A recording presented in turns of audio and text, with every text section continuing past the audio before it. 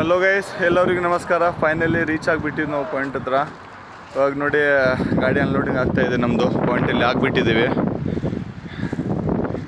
ಇದು main highway, ಇಲ್ಲಿ ಒಳಗಡೆನಿದೆ. ಇದು ಎಲ್ಲ ರೋಡ್ ಕೆಲಸ ಮಾಡೋರು. ಇದು ಇವ್ರದ್ದೇ ನಾವು ಲೋಡ್ ಮಾಡ್ಕೊಂಡು ಬಂದಿದ್ದೀವಿ ಡಾಂಬರು. ಫೈನಲಿ 12 ತಾರೀಕಿಗೆ ಗಾಡಿ ಲೋಡ್ ಆಗಿರೋದು.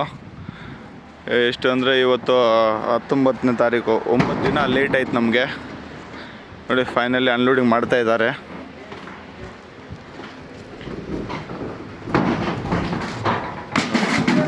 चाबी आ जाओ आपकी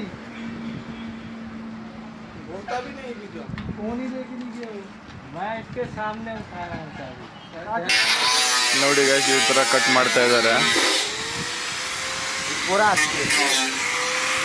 हां ये हो ಓಕೆ ಸರಿ गाइस, ಸಿಗೋಣ ನೆಕ್ಸ್ಟ್ ಬ್ಲಾಗ್ ಅಲ್ಲಿ.